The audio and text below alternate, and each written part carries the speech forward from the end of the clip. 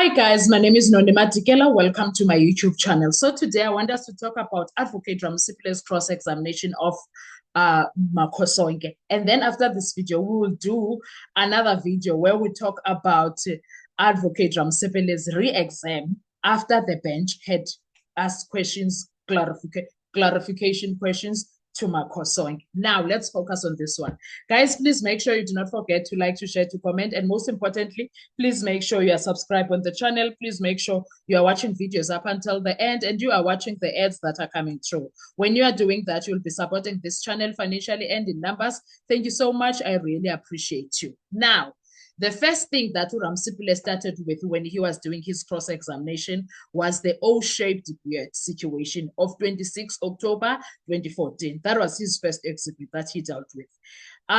During cross-examination, Makhosonke had to hear Advocate Sibanda asking him regarding the O beard. Ne?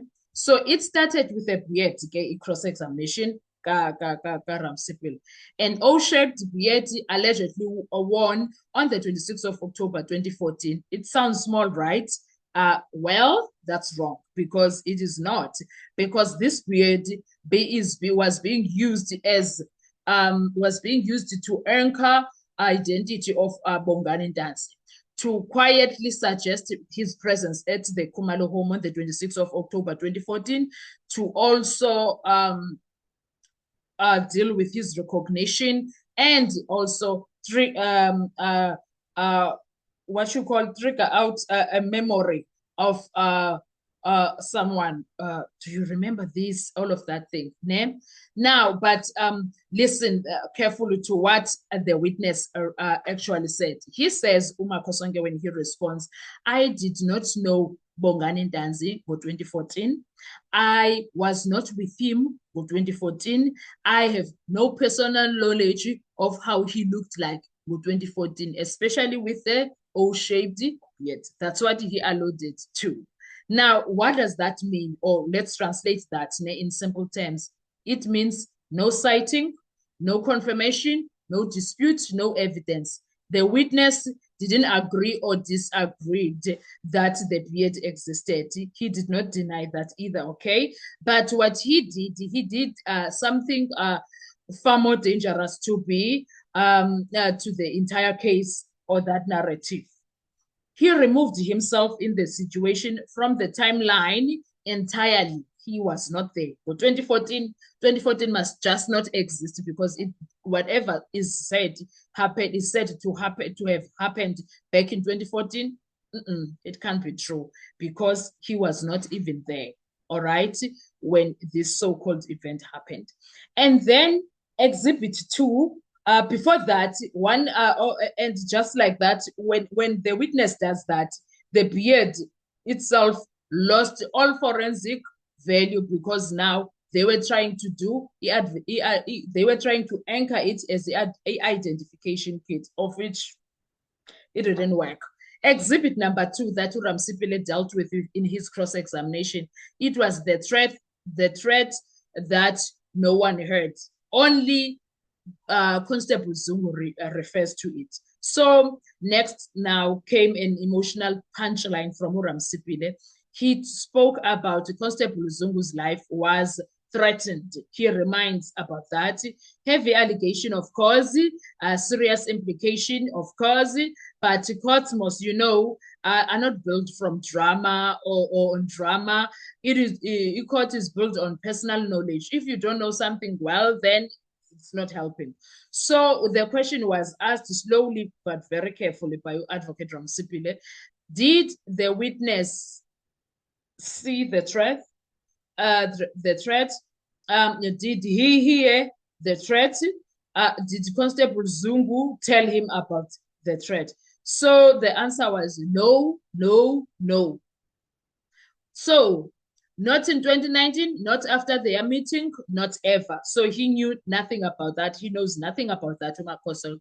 And when the timeline was tightened, the alleged threats only arose after November 2019, meaning when the witness met Constable Zungu in 2019, there was nothing to know.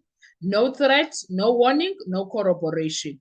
Just hearsay floating in hindsight. So Constable Zungu again stands alone. No one knows about his claims. It's just him alone. And the third exhibit that Uramsipile touched on was the photographs that proves nothing. They prove nothing, Gesanalam. Photographs were flashed, blurry, poor angles, uncertain dates. A beard again appeared conveniently for Sibanda. But the question that matters most in law was asked, do you know when this photograph was taken? The answer was no, no date, no context, no chain of custody. And when asked whether the person later appeared like that in real life, no. For 2016, when you saw him, Umakosonke was like, no, I did not. And that is what? Another visual collapsing in real time. And then exhibit number 4, the statement that was never explained. Now listen closely to this. This is where it gets dangerous. The witness admitted something extraordinary here. He says he did not understand what an oath was. Yet he was handed a document, asked to sign, and sent on his way by Brigadier Geninda, Bongani Geninda. No explanation, no warning, no legal consequences explained. Not even, do you understand what you are signing? Just one question, do you dispute anything?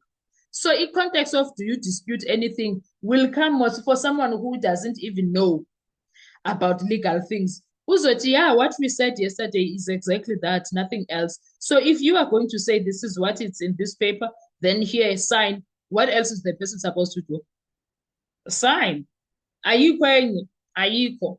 Now, that is not how sworn statements are taken. That's how procedural shortcuts are made instead. And shortcuts in criminal trials eventually get exposed. Exhibit number 5 that Uramsipile spoke of, the receipt that can be proven. Do you know what that is? Then came something simple, clean, cold, unemotional. Alcohol bought in 2017, paid by a Capitec bank card, recorded by Capitec in the statements. Receipts don't items, right? Bank statements, don't forget, they will have that 2017 transaction. The timeline, that timeline can be proven. So if Umakosonke Utiena, he bought this alcohol for 2017, if he brings a statement that shows that, what is the state going to do now? Because now it proves again that who's this? Constable Zungu is a liar. Exhibit number 6 that Uramsipile dealt with, the year that won't stay put, 2014. There was a contradiction in the entire situation. It was alleged that critical events happened on the 26th of October, 2014. A meeting at the Carlton Center, eating together at the Carlton Center, visiting a hostel. That was 26 October 2014. But the witness stood firm that these events, meeting at the Carlton Center, eating together at the Carlton Center, visiting a hostel together, it happened in 2017. Not in 2014, not even close. Meaning someone is wrong.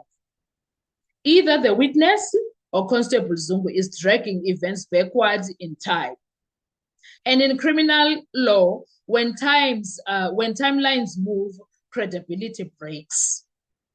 I don't know if Constable Zungu knows these things.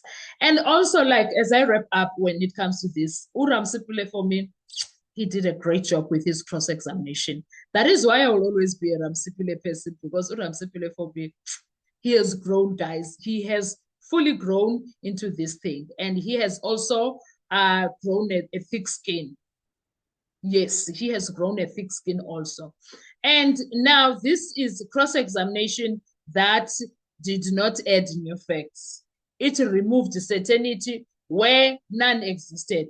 No beard, no threats, no oath, no fixed year. Just assumptions, and assumptions do not survive cross-examination. This is what collapses cases, and this is what collapse looks like. not dramatic, not loud, just inevitable. Because eventually, when you lie, you must keep up with the lies. Now, the lies are unable to keep up with themselves. Hence, it's just things that are uninevitable. They are going to happen, whether people like it or not. The truth is going to be exposed. And the timelines, the documents are exposing the truth. What are your thoughts when it comes to this? Let's talk in the comment section. I want to hear your views. Thank you so much. I will see you on our next video. Bye-bye.